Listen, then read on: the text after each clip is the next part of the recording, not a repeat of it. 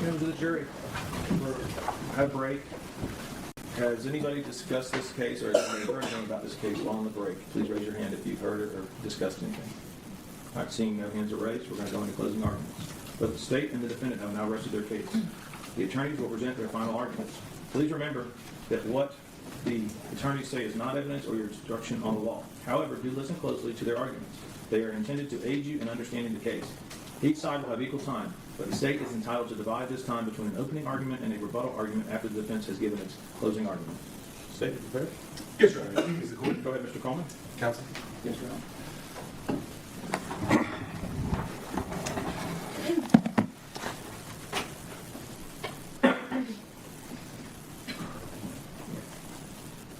She just had her just suffered, and she just boiled to death. Members of the jury, as we go through our lives, one of the early lessons we get is everybody makes mistakes.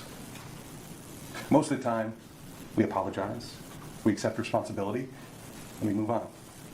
Unfortunately, some of us in this room might have learned sometimes sorry isn't enough for those mistakes. Sometimes those mistakes carry dire consequences, and sometimes those mistakes are crimes. And that's why we're here today. And I would argue to you that is why the legislature of the state of Florida passed the very laws we're here today that the defendant is accused of. So in order to discuss this case, to discuss the facts, what's important first is that we discuss what I believe you're going to be instructed on as far as the law related to this case is. You will receive copies of these, so please, you don't have to write furiously. What I believe the judge is going to tell you is to prove the crime of aggravated manslaughter, the state must prove the following three elements beyond a reasonable doubt. 1, Uriel Jane Shock is dead. 2, the death of Uriel was caused by the culpable negligence of Tracy Nick. 3, Uriel was at the time a child, and Uriel's death was caused by the neglect of Tracy Nick, a caregiver for Uriel. Now, I just want to get out in front of it and just tell you, I believe the crux of this case, what everybody's going to be talking about, what you yourselves are going to be talking about, is number 2. Culpable negligence. What is it? So, but it is my job, it is my burden as a state to prove the crimes. And even though 1 and 3 are not in dispute, we're going to talk about it, get those out of the way, and move on to the crux of the case. So, 1, Uriel Jane Shock is dead. The court instructed you. We agreed. The parties have agreed. She's dead. That's not an issue. Skip to 3. Uriel was at the time a child. Once again, that's not in question. She was 7 months. And her death was caused by the neglect of Tracy Howard Nix, a caregiver for Uriel Jane Shock. Was caused by the neglect. So just from that point, just neglect. She left her in that car. That's not in dispute. What's in dispute is whether or not it's culpable negligence. There's no dispute on whether or not it's neglect. A caregiver. There's no question.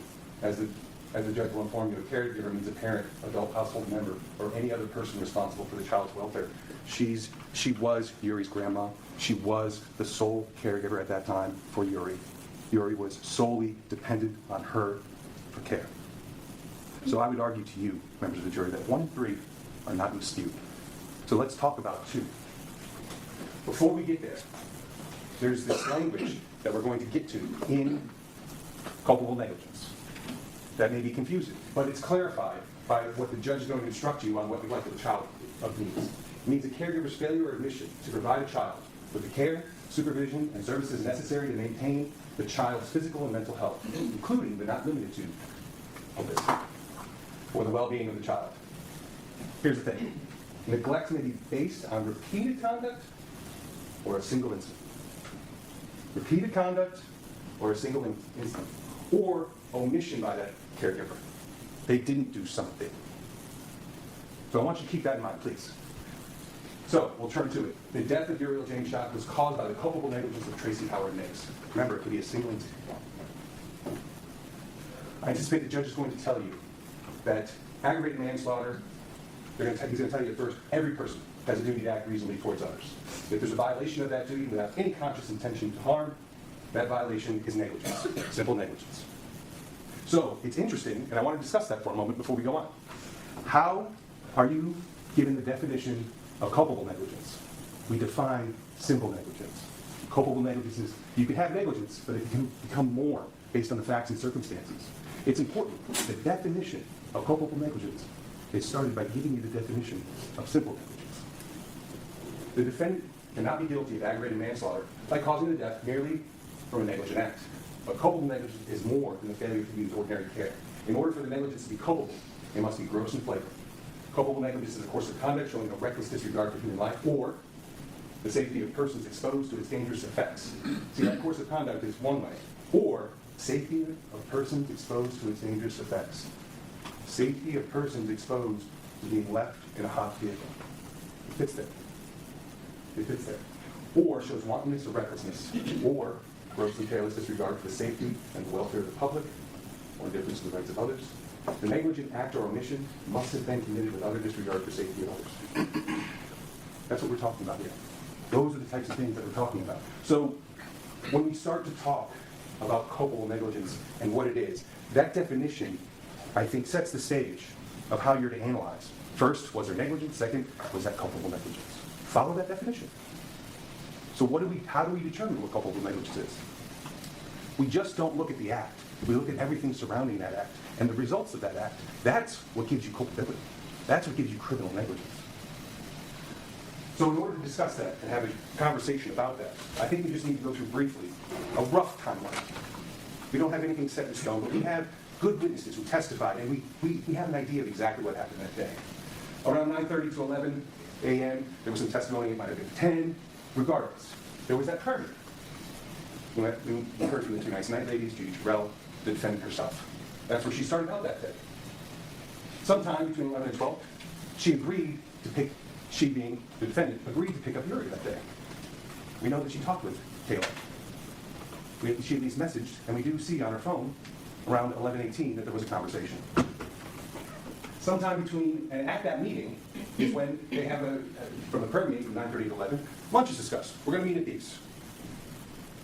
The agreement to pick up Uriel, pick her up first. As Gail goes along with her. Sometime between 12 and 12:30, we know from the time stamp at beef, she got there around 12:30. Between 12 and 12:30, she picks up Uriel. When she goes and gets Uriel, she gets a diaper bag with the supplies. She gets everything she needs to provide the care a responsible caregiver would give to that child. She picks that up. She also picks up a car seat and places it in her back seat. Once again, a responsible caregiver. She's provided all of these tools to do what she needs to do. So she gets that car seat, places it in the back seat of her car. 12:30 to 1:45 is roughly about the time that there are beefs. You saw the video, a portion of it. It's all there for you to review when you go back there if you choose to. We know around, it's that 1:45-ish area that she left, because one, we know from all the three ladies that were with her, Gail had to be out of there. And they know. They looked at their watch, it was 1:40 when they started leaving. And we see on the beef's been danger from that point. But there is no doubt that more than 15 minutes elapsed. And in doing so, Tracy Howard Nix caused great bodily harm to Uriel. What greater bodily harm is there than death? That's all the time I'm going to spend on that count. I believe that count, it's unequivocal. It's there. So let's focus more on our actions. Let's talk about culpable negligence. Let's talk about wanton and reckless. We have to look at those circumstances surrounding. It's easy to say, oh, she just forgot. That's simple negligence. Well, that's the only way. If she did it on purpose, she'd be charged with murder. We charged her with culpable negligence. So yes, forgetting something is simple negligence. Forgetting to lock your door when you leave your house, simple negligence. Forgetting to take the food out of the stove, simple negligence. Maybe even forgetting that you were the parent that was supposed to pick up the child who's safe at school, but has to wait another 10 or 15 minutes because you forgot. Simple negligence. Leaving a child unattended in a car for 3 hours in the hot Florida sun baking. That's not simple. No matter how you slice it, that is not simple. Uriel's death was not simple. Let's talk about that. We have to look at those facts and circumstances. It's not just the forgetting, but we have to look at what her duty was that day. She was the sole person responsible for the most vulnerable thing we have in our society as human beings. A baby. A baby. You have a heightened duty. You're in charge of something that literally can't live without you. She can't open that car door. She can't even get herself out of that car seat. She can do nothing to protect herself. She relies on someone to do it for her. She relies on a responsible person who keeps her first in her mind, who knows her duty, who knows this is a great responsibility. And we know that she knew that, and we'll talk about that in a minute, because she did that earlier. But she just got back to the house. I'm home. Let me do what I need to do. Uri deserved to be the primary focus in her mind that day. But she wasn't. And that goes towards the culpability. That goes towards the criminality of her negligence. That's why this happened. You have, when she is in your possession, she is your focus. She should be the first thing on your mind. Now, let's continue our discussion about the facts. She picked up Uri. Now, I know it was something that she wasn't expecting to do, but she did. She picked her up. She went and she got the diaper bag, she got the car seat, she got these, as I said earlier, were the supplies to ensure this child's safety. Members of the jury, the diaper bag was entered into evidence. And all the supplies are still in here. And you could feel the weight almost as much as Uri herself. She had everything she needed to protect her, to care for her, to ensure her survival. She had a car seat. She had everything she needed. She's the one who put it in there. At this point, Uri should be the only thing on her mind. Uri should be the primary focus on her mind. Again, the diaper bag. We can see the supplies, the bottles to feed her, the clothes to clothe her, the medications to give her. You can just see the volume of stuff that she had. Again, why do I show you all these things? These are the things that should push Uri to the forefront, that should make her the priority. The car seat, placed in her vehicle. She's there. She's there. And what did she do when she went there? She didn't just immediately go home and say, oh, I forgot I had her. She went to lunch for an hour. Let's talk about that. The time it leaves. She's over there. She's there for over 1 hour. She comes to the restaurant. She didn't leave Uri in the car then. Uri's with her. She brought her the diaper bag. And as a matter of fact, you see constant attention inside Uri. As a matter of fact, Uri was not only the center of attention for the defendant, she was the center of attention for everybody there. There's something innate in human beings. When you see an infant like that, there's just a need to protect, a need to pay attention. And you can see that in the people around her. You can see that in the defendant herself. So why is this important? As I stated earlier, there she is. On her lap. The focus of her attention. Oh, she almost pushed off the bottle. Again, this is the thing that should be reinforcing in this caregiver mind, in this caregiver's mind. This is something I need to protect. This is something I need to look out for. Then she left these. She took Uri with her, didn't leave her in the restaurant, took her with her. Put her in the car seat. You can see the blanket over her shoulder. She brought everything out, didn't leave anything behind there. Put the diaper bag. And then what'd she do? Drove straight home. And we saw her when she was leaving these. There she is. Diaper bag, white blanket, baby in hand, even the food. Didn't leave the food behind, had a friend bring it. There it is. Being placed right in the vehicle, Uri, in the car seat. She knows she has Uri. She knew it.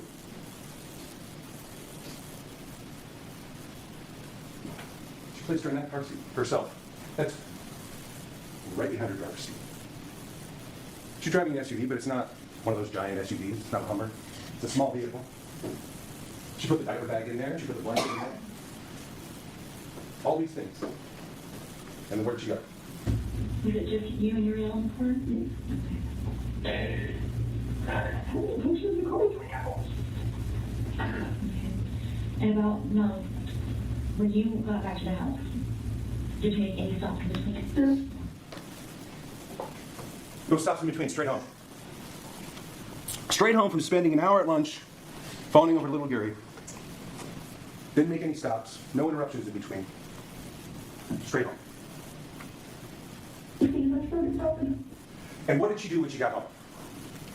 Well, parked her car, got out of her car, closed the door, and went about her business. What kinds of things would she do? Okay.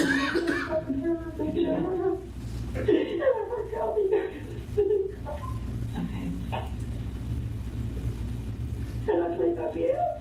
And I practiced for a long time. I can't believe I didn't even think of. So you went straight home and you started talking to your dog? Yes. Okay. And what's your last name again? So what is she doing? She goes home, gets out of the vehicle, got to go talk to the dog.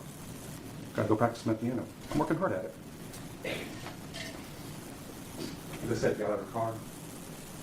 Meanwhile, Uriel's left in that vehicle on a hot Florida 90-degree day. 3 hours. What is she doing in that 3 hours? And when you went inside after getting home, what did you do? I went and started practicing the piano. I think lessons I have one on Thursday, and I need to just put in time on it. Okay. She's practicing her piano, and Uriel's body is fighting the heat. I was thinking my other grandson was going to take him out for dinner, Okay. and I was impatient because they were about an hour behind. And I finally got in the car and went down to the barn because they had to go keep pig for 4-H pig. And all of a sudden, when I got out of the car, it came across my head that I had had Uriel and what happened. It came to pick her up. I couldn't remember what happened. She was more focused on her meeting that she had planned with her grandson than the 7-month-old whose body was fighting the heat in the car while she was thinking about all this stuff. Didn't even dawn on her. Now, just so I understand correctly, Ms. Tracy, you said that you were going to get your other grandson for dinner. Okay. That had been planned for several days. Again, that's the thing that is more important to her at the time that she's thinking about. Getting out, taking care of the dog, playing the piano for an hour. Plans that she had made the day before, ignoring the plan that she had made that day, and that obligation that she made that day to protect that child. At the 4:30, I got in the car, said that I would be there when they were feeding the pig when you go. She actually got back into the car to go feed the pigs. Got back into the car where Uri, at 4:30, where Uri's been now for 2.5 hours on her own. Still, nothing. About how long after 4:30 did you realize that she was in the car? I sat and talked today, probably 5 to 10 minutes, with him sitting on the lawnmower and me sitting in the car. And then I got out because Rebecca... Toward others, and this is what the judge is going to read to you. If there's a violation of that duty without any conscious intent to harm, that violation is negligence. That's what we have. Read it again. Every person has a duty to act reasonably toward others. If there's a violation of that duty without any conscious intent to harm, that violation is negligence. Conscious. Where have they shown you anywhere that Tracy Nick consciously did this? Now, this is culpable negligence. The defendant cannot be guilty of aggravated manslaughter by causing a death because of a merely negligent act. She forgot. That's the act. That's not culpable negligence. Forgetting.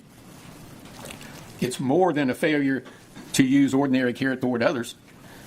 In order for it to be culpable, it must be gross and flagrant. Again, separate the act from what actually the result was. You have to separate the two. It's got to be gross and flagrant. She forgot. She simply forgot. Grandma forgot. Culpable negligence is a course of conduct showing reckless disregard of human life. Do you think she intentionally left this child in this car? Can you possibly, after seeing those videos, even think for a second that she intentionally and recklessly left this kid in this car? She forgot. Simple negligence, ladies and gentlemen. Now, I'm just reading the jury instruction. Culpable negligence is a reckless disregard of human life or the safety of persons exposed to its dangerous effects. One entire want of care as to raise a presumption of conscious indifference to the consequences. Do you think for a second that she had a conscious indifference to the consequences? Again, she forgot. The results are horrendous. That's a separate element. They have to prove culpable negligence, and they can't do it. They can put on diaper bags, they can put on this timeline, they can put on this video from Beef O'Brady's, but none of that shows culpable negligence. This is extremely high burden of proof that they have to prove beyond a reasonable doubt. Continuing. Wantonness or recklessness, grossly careless disregard for the safety and welfare of the public. or such an indifference to the rights of others as is equivalent to an intentional violation of rights. Did they come anywhere close to showing any type of intentional violation of rights? It has to be tantamount or equivalent to an intentional violation of rights. Culpable negligence is consciously, and again, I'm continuing reading the jury instruction. Culpable negligence is consciously doing an act or following a course of conduct that the defendant must have known or reasonably should have known was likely to cause death or great bodily injury.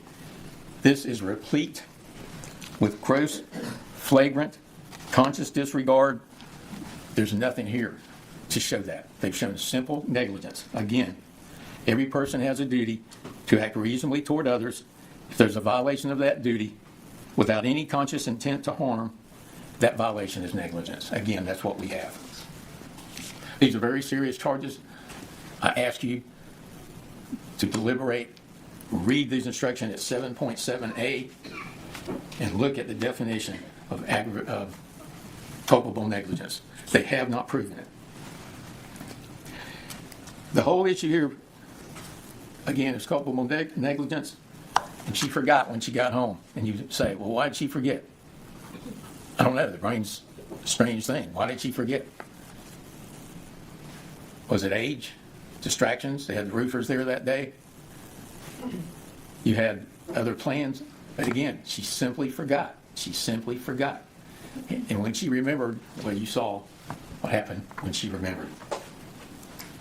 You know, Tracy Nick has to live with this forever too, carry that burden for what happened that day. But again, it was simple negligence.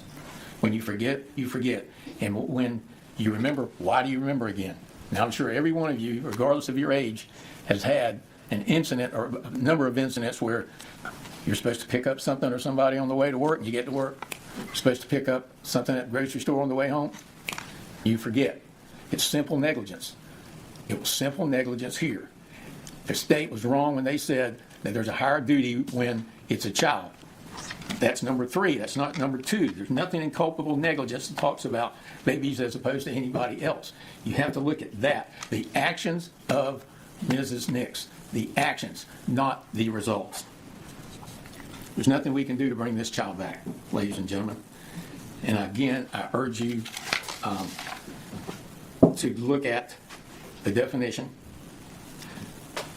Again, he's taking simple facts. He's turning that into culpable negligence. And please don't make this terrible situation worse by convicting Tracy Nix of something that she's not guilty of. Thank you. Thank you, Professor State.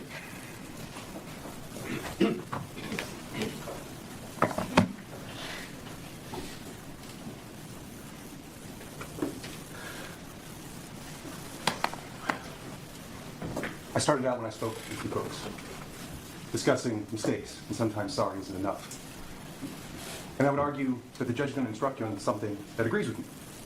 The court's going to instruct you that this case must not be decided because you're for or against anyone, because you feel sorry for anyone or are angry with anyone.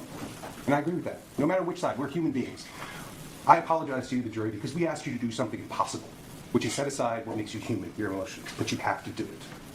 And I stress, and I would agree, and I would echo, look at those facts. Those facts reveal the truth. Those facts reveal the crime. Don't make that decision because you sympathize with her. Don't make that decision because you're angry at her. Make that decision because she did it. That's what you need to make your decision on. I do want to spend a few moments of my time addressing some of the things that the defense said. Uri, she isn't milk. She isn't groceries. She isn't an unlocked door. She isn't the pet you forgot to walk. She was a 7-month-old baby. And yes, you have to consider that when you consider whether something's reckless. What would a reasonable person who's in charge of a 7-month-old, who is responsible for her life, her survival, what would they do in that situation? The defense wants you to take the simple act of forgetting and focus on that and say, you can't look at the results. You can't look at the other factors. No, members of the jury, you have to. That is what tells you whether a simple mistake, simple negligence, is reckless and wrong. And I would argue to you, members of the jury, that it is here today. She should not have forgotten about that child. She spent all that time with that child. Defense points out, well, I can't believe we showed you the video. Yeah, we showed you the video. Because that Tracy Nick that was at Beef O'Brady's should have been the Tracy Nick that got out of the car. But it wasn't. She was more focused on other stuff she wanted to do when she got home that she completely forgot about her. Not for 15 minutes, not for a half hour, not for 45 minutes, not for an hour, not for 90 minutes, not for 120 minutes, for almost 3 hours. Is that something a reasonable caregiver would do? Or is that something that's gross and flagrant and wanton and reckless? The act of leaving the child in the car, I don't think anyone would argue. If she, again, like I said, if she intended to leave that kid in that car and Uriel was trapped in there, she would be charged with a very different crime. We're talking about, it can be confusing, we're talking about negligence. She doesn't have to have the intent to hurt Uriel, but her actions did anyway. That's what we have to look at. It's a difficult case, members. It's a difficult crime. It's a difficult law. It is. But the facts are there. And once again, I need to remind you, she is not stepping on someone's foot. She is not leaving your eggs in the car overnight. She is a child. Defense counsel keyed in on a word, and there is a word in the culpable negligence instruction, conscious, and that throws people off. Conscious as opposed to unconscious. That's what that is. She was conscious the entire time. She should have known. She should not have forgotten. She had no reason to forget other than there were things more important, like playing the piano, taking care of the dog, feeding the pigs, finding her husband, those types of things. And defense counsel wants to talk about distractions. Well, from what we saw at Beef O'Brady's, she deals well with distractions. There were a lot of distractions around her. Everyone came up to see that video. But she didn't forget Uriel. She didn't forget that. She took care of her. She did everything she was supposed to do. Unfortunately, Beef O'Brady's Tracy Nick stayed there. What came home was the one who committed criminal negligence.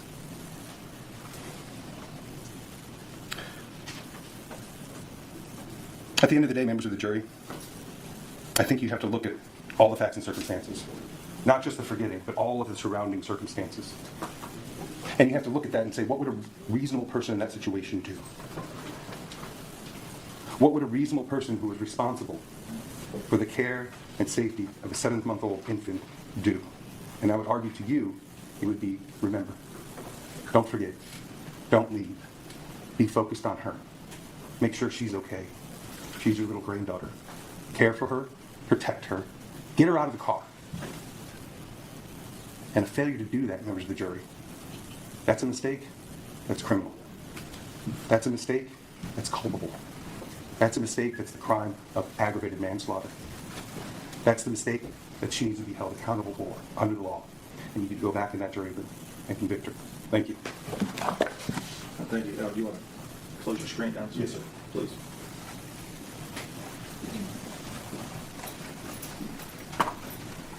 All right, members of the jury, I want to thank you for your attention during this trial. Please pay attention to the instructions I'm about to give you. We're going to hand you each a copy of the instructions. Please go ahead and do that. Now, clerk, move that. You'll be able to take these instructions to the jury room with you. You'll have a verdict form. You'll also have information with the appropriate information. Statement of the charge. Tracy Howard Nick, the defendant in this case, has been accused of aggravated manslaughter of a child and leaving the child in a motor vehicle in excess of 15 minutes, causing great bodily harm. You'll have an information that shows the charges and the statutes. I won't read it to you because you all can read it when you get back there. That's fine right now. We'll be fine with just what we have now. Aggravated manslaughter in Florida is to prove the crime of aggravated manslaughter. The state must prove the following 3 elements beyond a reasonable doubt. Uriel Jane Shock is dead. The death of Uriel Jane Shock was caused by the culpable negligence of Tracy Howard Nick. Uriel Jane Shock was at the time a child, and Uriel Jane Shock's death was caused by the neglect of Tracy Howard Nick, a caregiver for Uriel Jane Shock. Every person has a duty to act reasonably towards others. If there is a violation of that duty without any conscious intention to harm, that violation is negligence. The defendant cannot be guilty of aggravated manslaughter by causing a death because of a merely negligent act. But culpable negligence is more than a failure to use ordinary care towards others. In order for negligence to be culpable, it must be gross and flagrant. Culpable negligence is a course of conduct showing reckless disregard of human life and of the safety of persons exposed to its dangerous effects, or such an entire want of care as to raise a presumption of a conscious indifference to consequences, or which shows wantonness or recklessness, or a grossly careless disregard for the safety and welfare of the public, or such an indifference to the rights of others as is equivalent to an intentional violation of such rights. The negligent act or omission must have been committed with an utter disregard for the safety of others. Culpable negligence is consciously doing an act or following a course of conduct that the defendant must have known or reasonably should have known was likely to cause death or great bodily harm. The defendant cannot be guilty of aggravated manslaughter if the killing was either justifiable or excusable homicide. I'm not going to instruct on that because we do not have that here. I'm going to tell you to exclude that off of these instructions. Child means any person under the age of 18 years. Caregiver means a parent, adult household member, or any other person responsible for a child's welfare. Neglect of a child means a caregiver's failure or omission to provide a child with the care, supervision, and services necessary to maintain a child's physical and mental health, including but not limited to food, nutrition, clothing, shelter, supervision, medicine, and medical services that a prudent person would consider essential for the well-being of the child. Neglect may be based on repeated conduct or on a single incident or omission by a caregiver that results in or could reasonably be expected to result in serious physical or psychological or mental injury or a substantial risk of death to the child. Leaving a child unattended or unsupervised in a motor vehicle causing great bodily harm. To prove the crime of leaving a child unattended or unsupervised in a motor vehicle causing great bodily harm, the state must prove the following 4 elements beyond a reasonable doubt. Number 1, Tracy Nick was a person responsible for Uriel Jane Shock. Number 2, Uriel Jane Shock was younger than 6 years of age. Number 3, Tracy Howard Nix left Uriel Jane Shock unattended or unsupervised in a motor vehicle for a period in excess of 15 minutes or for any period of time if the health of the child was in danger. 4, in doing so, Tracy Howard Nix caused great bodily harm to Uriel Jane Shock. Motor vehicle means a self-propelled vehicle not operated upon rails or guideway, but not a bicycle, electric bicycle, motorized scooter, electric personal assisted mobility device, mobile carrier, personal device, swamp buggy, or moped. Vehicle means every device in, upon, or by which any person or property is or may be transported or drawn upon a highway. Great bodily harm means great as distinguished from slight, trivial, minor, or moderate harm, and as such does not include mere bruises. When there are lesser included crimes or attempt, in considering the evidence, you should consider the possibility that although the evidence may not convince you that the defendant committed the main crimes of which she is accused, there may be evidence that she committed other acts that would constitute a lesser included crimes. Therefore, if you decide that the main accusation has not been proved beyond a reasonable doubt, you will next need to decide if the defendant is guilty of a lesser included crime. The lesser included crimes indicated in the definition of aggravated manslaughter of a child is manslaughter. The lesser crimes included in the definition of leaving a child in a motor vehicle in excess of 15 minutes causing great bodily harm is leaving a child in a motor vehicle in excess of 15 minutes. Manslaughter. To prove the crime of manslaughter, the state must prove the following 2 elements beyond a reasonable doubt. Number 1, Uriel Jane Shock is dead. And number 2, the death of Uriel Jane Shock was caused by the culpable negligence of Tracy Howard Nix. Every person has a duty to act reasonably towards others. If there is a violation of that duty without any conscious intention to harm, that violation is negligence. In order to convict of manslaughter by act, it is not necessary for the state to prove that the defendant had an intent to cause death, only an intent to commit an act that was not merely negligent and which caused death. I will now define culpable negligence for you. As I have said, every person has a duty to act reasonably towards others. If there is a violation of that duty without any conscious intention to harm, that violence is negligence. But culpable negligence is more than a failure to use ordinary care towards others. In order for negligence to be culpable, it must be gross and flagrant. Culpable negligence is a course of conduct showing reckless disregard of human life or of the safety of persons exposed to its dangerous effects, or such an entire want of care as to raise a presumption of a conscious indifference to consequences, or which shows wantonness or recklessness, or a grossly careless disregard for the safety and welfare of the public, or such an indifference to the rights of others as is equivalent to an intentional violation of such rights. The negligent act or omission must have been committed with an utter disregard for the safety of others. Culpable negligence is consciously doing an act or following a course of conduct that the defendant must have known or reasonably should have known was likely to cause death or great bodily injury. Leaving a child unattended or unsupervised in a motor vehicle. To prove the crime of leaving a child unattended or unsupervised in a motor vehicle causing great bodily harm, the state must prove the following 4 elements beyond a reasonable doubt. Number 1, Tracy Howard Nix was a person responsible for Uriel Jane Shock. Number 2, Uriel Jane Shock was a child younger than 6 years of age. And number 3, Tracy Howard Nix left Uriel Jane Shock unattended or unsupervised in a motor vehicle for a period in excess of 15 minutes or for any period of time if the health of the child was in danger. Motor vehicle means a self-propelled vehicle not operated upon rails or guideway. Vehicle means every device in, upon, or which by any person or property is or may be transported or drawn upon a highway. Plea of not guilty, reasonable doubt, and burden of proof. The defendant has entered a plea of not guilty. This means you must presume or believe the defendant is innocent. The presumption stays with the defendant as to each material allegation in the information through each stage of the trial unless it has been overcome by the evidence to the exclusion of and beyond a reasonable doubt. To overcome the defendant's presumption of innocence, the state has the burden of proving the crime with which the defendant is charged was committed, and the defendant is the person who committed the crime. Whenever the words reasonable doubt are used, you must consider the following. Proof beyond a reasonable doubt does not mean proof beyond all doubt. A reasonable doubt is not a mere possible doubt, a speculative, imaginary, or forced doubt. Such a doubt must not influence you to return a verdict of not guilty if you have an abiding conviction of guilt. On the other hand, if after carefully considering, comparing, and weighing all the evidence, there is not an abiding conviction of guilt, or if having a conviction, it is one which is not stable, but one which wavers and vacillates, then the charge is not proved beyond every reasonable doubt, and you must find the defendant not guilty because the doubt is reasonable. It is to the evidence introduced in this trial, and to it alone, that you are to look for that proof. A reasonable doubt as to the guilt of the defendant may arise from the evidence, conflict in the evidence, or lack of evidence. If you have a reasonable doubt, you should find the defendant not guilty. If you have no reasonable doubt, you should find the defendant guilty. Throughout your deliberations, you may discuss with each other the evidence and the law that has been presented in the case, but you must not communicate with anyone else by any means about the case. You also cannot learn from outside sources about the case, the matters in the case, the legal issues in the case, or individuals or other entities involved in the case. This means that you may not use any electronic devices or social media such as a phone, computer, or tablet, the internet, any text or instant messaging, or any social media apps such as Twitter, Facebook, Instagram, LinkedIn, YouTube, WhatsApp, and Snapchat to research or communicate about what you've seen and heard in this courtroom. These restrictions continue during deliberations because it's essential under our Constitution that you decide the case based solely on the evidence and law presented in this courtroom. Information that you find on the internet or through social media might be incomplete, misleading, or inaccurate. And as I noted in my instructions at the start of the trial, even using your smartphone, tablets, and computers and news media and social media apps on those devices may inadvertently expose you to certain notices, such as pop-ups or advertisements that could influence your consideration of the matters you've heard about in this courtroom. You are permitted to discuss the case only with your fellow jurors during deliberations because they have seen and heard the same evidence and instructions on the law that you have, and it is important that you decide the case solely on the evidence presented during the trial without undue influence by anything or anyone outside the courtroom.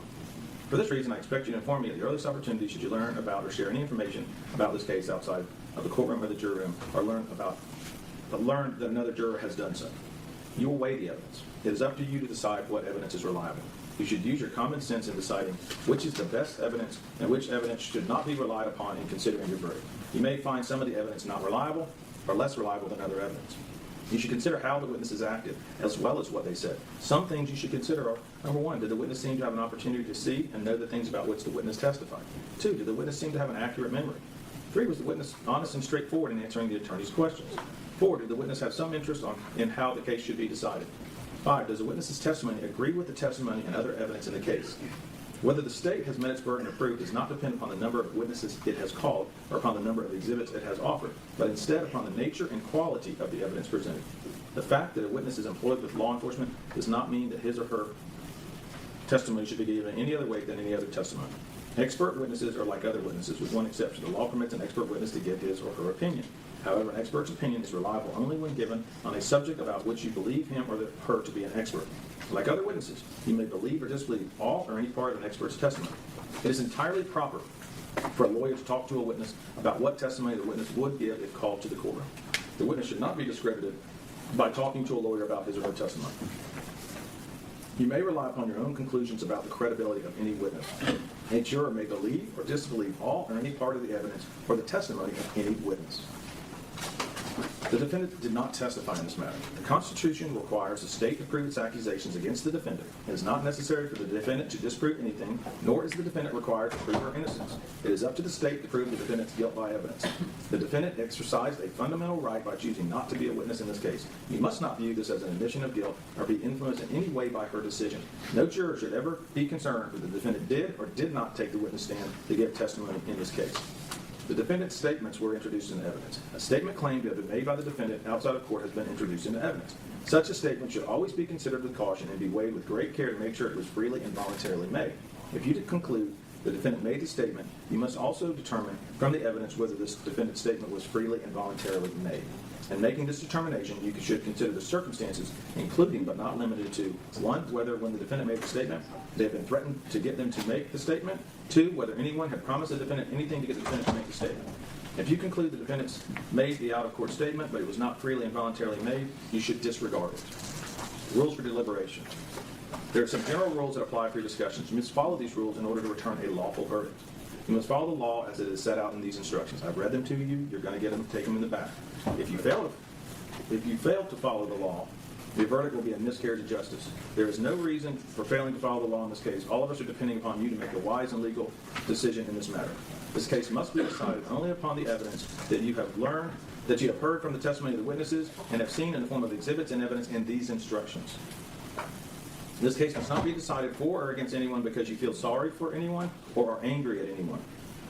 Remember, the lawyers are not on trial. Your feelings about them should not influence your decision in this case. Your duty is to determine if the defendant has been proven guilty or not in accord with the law. It is the judge's job, my job, to determine a proper sentence if the defendant is found guilty.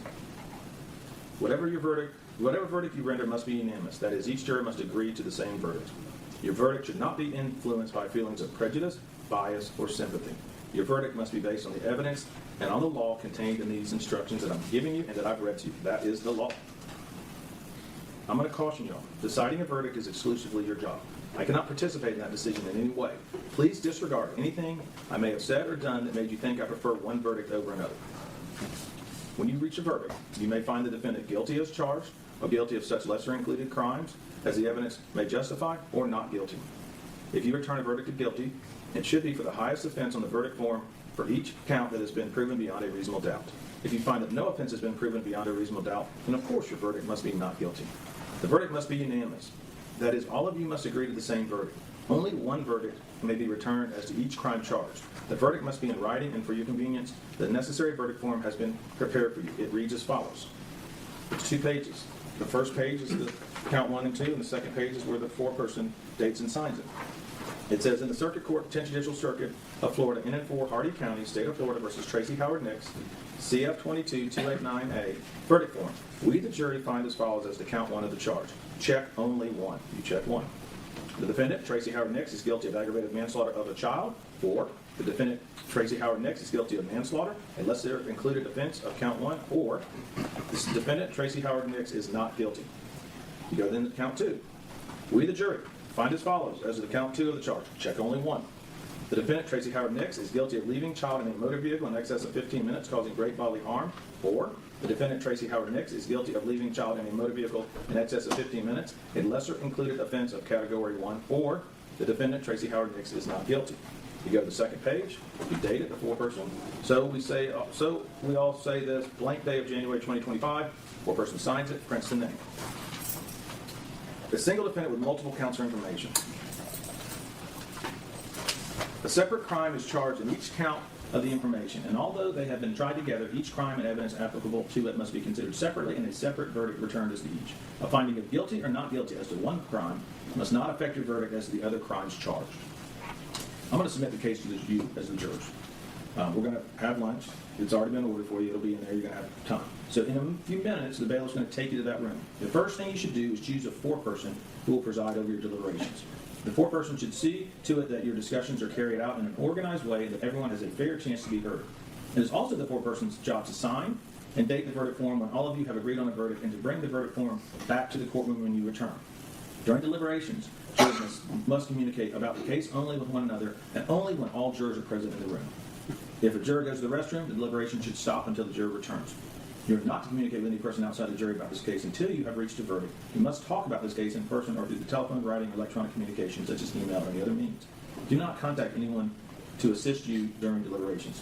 These communications rules apply until I discharge you at the end of the case. If you become aware of any violation of these instructions or any other instructions I've given you in the case, you must tell me by giving a note to the bailiff.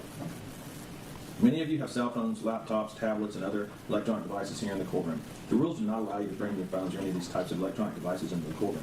Kindly leave those devices on your seats where they will be guarded by the bailiff while you deliberate. Do take your notes. If you need to communicate with me, send a note through the bailiff. If you have voted, do not disclose the actual vote in the note. If you have a question, I will talk to the attorneys before I answer, so it may take some time. You may continue your deliberations while you wait for my answer. I will answer any questions if I can in writing or orally here in open court. During the trial, items were received into evidence as exhibits. You may examine whatever exhibits you think will help you in your deliberations. We do have a machine for y'all to go through whatever you want or don't want us to. It's going to be there. Y'all choose what you're going to see. This is your deliberation. These exhibits will be sent to the jury room with you when you begin to deliberate. In closing, let me remind you that it is important that you follow the law spelled out in these instructions in deciding your verdict. There are no other laws that apply to this case. Even if you do not like the laws that must be applied, you must use them. For more than 2 centuries, we have lived by the Constitution and the law. No juror has a right to violate the rules we all share. All right, let me speak to the lawyers for a minute on the record, and then I'm going to retire the jury. There's 2 people that are alternates, and since we're going to be going into deliberations, we no longer need the alternates. So I have jurors 1, 2, 3, 4, 5, and 6. The alternates are 7 and 8, and the chairs that are sitting there. And you will be released. We'll allow you to go in and get your items, and the bailiff will escort you to it. You're welcome to come back into the courtroom and wait on the verdict. You're welcome to go home, do anything you'd like. Obviously, it's your choice. The trial has been live streamed, so that's your choice, what you do. All right? Let me talk with the state and the county. All right, members of the jury, we're going to take the jury instructions back from you because we have to switch out a page that I read correctly. It was not in there, so we'll give you the corrected jury instructions and the corrected verdict form. Is that correct? And you'll be getting them in the back. So what I'd like to do now is we're going to release the alternates. I've identified who they are. I'd like the jurors to go all back into the jury room, get all your personal belongings, alternates, come out, and the bailiff will escort you where you need to be. Don't discuss anything with each other until the alternates have left. Does everybody understand that? I have one question of the jurors before I let you go back. We've talked about, have you seen or heard anything outside this courtroom through the witnesses and the evidence that you shouldn't see? Media, papers, telephone calls, or other information. By show of hands, has anyone received any information since I asked this morning or yesterday that causes you to not be a fair and impartial juror? If you do have, raise your hand, please. I see no hands raised, so you all have adhered to my rules, and you've not seen any outside media sources. All right, thank you all for your patience. All rise. We're sending the jury out at 11:25 on the record.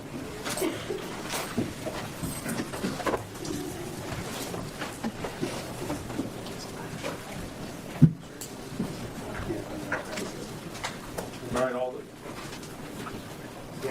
once the jury's out, I'm going to shut the door. I have to go over some other matters. Still have a seat. We're going to take a minute. Then we'll start. I need to make sure the state and the defense get everything together.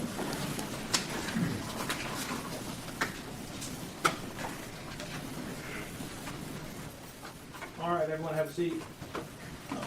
We're back on the record for State Court versus Tracy Nick, CF 22-289. Members of the jury, did y'all reach a verdict? Who's if my foreperson would raise their hand and hand the verdict to the bailiff.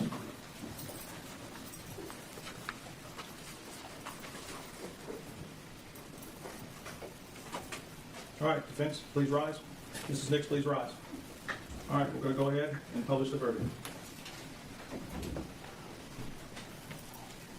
In the Circuit Court of the 10th Judicial Circuit of Florida in and for Hardy County, State of Florida versus Tracy Howard Nick, case number CF 22-000-289-A000-XXW. Verdict form. We, the jury, find as follows as to count 1 of the charge. The defendant, Tracy Howard Nick, is not guilty. We, the jury, find as follows as to count 2 of the charge. The defendant, Tracy Howard Nick, is guilty of leaving a child in a motor vehicle in excess of 15 minutes, causing great bodily harm. Don't read anymore. Yes, sir. All right, thank you. Mr. Fletcher, you wish the jury to be polled? No, Your Honor. State, you wish the jury to be polled? No, Your Honor. I'm going to release the jury. No objection. All right, all rise. Members of the jury, I want to give you your final instructions. Hold on one second. Ladies and gentlemen, I wish to thank you for your time and consideration of this case. I also wish to advise you of some very special privileges enjoyed by jurors such as yourself. No juror can ever be required to talk about the discussions that occurred in the jury room except by court order. For many centuries, our society has relied upon juries for consideration of difficult cases. We have recognized for hundreds of years that a jury's deliberations, discussions, and votes should remain their private affair as long as they wish it. Therefore, the law gives you a unique privilege not to speak about the jury's work. Although you are at liberty to speak with anyone about your deliberations, you are also at liberty to refuse to speak to anyone. A request to discuss either your verdict or your deliberations may come from those who are simply curious, from those who might seek to find fault with you, from the media, from the attorneys, and elsewhere. It will be up to you to decide whether to preserve your privacy as a juror.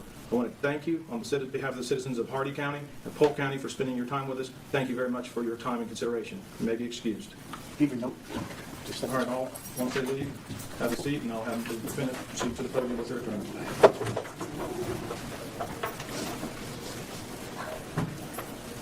Okay. Once here. Right there. Okay, Ms. Nick, stand next to your attorney, Mr. Fletcher. Everyone can have a seat. Mr. Fletcher, Tracy Nick, having been found guilty by a jury as to the charge of leaving the child unattended in the vehicle for more than 15 minutes, contained in case number CF 22-289, I now find you to be guilty of the offense. State what's your position on remand or bond. Your Honor, she's been convicted at this point. I would ask that she take it into custody. Defense position on remand or bond. Your Honor, I request that she be allowed to be out on bond until we have a sentencing hearing. Will be requesting a less than guideline sentence. I will request, based on my experts, that you partially heard that her sentence be below guidelines.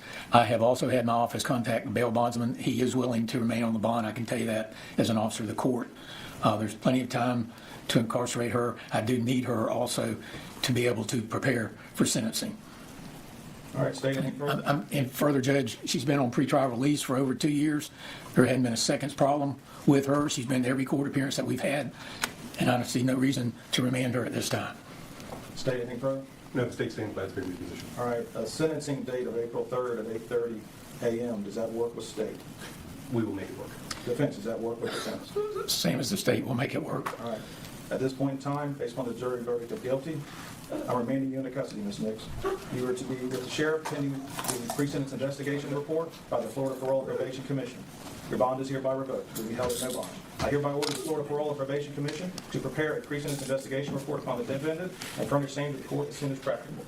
You will appear April 3rd, 2025 in the Hardy County Courthouse at 8:30 a.m. I've set aside a full day for the sentencing. I'd ask the defense and the state to be prepared to present their arguments and testimony that they feel is appropriate to have this court sentence Ms. Nix in accordance with this verdict. Anything further, state? Nothing further, Your Honor. Anything further, defense? There you go. All right, all rise. I'm going to get off the bench.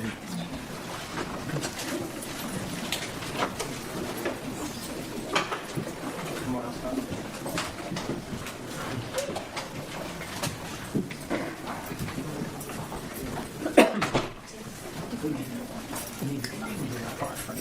No, he does not want to go outside. I think just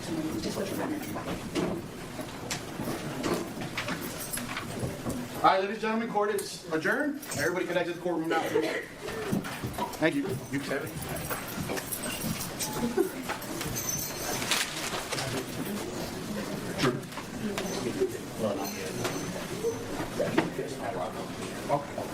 You're going to finish your property?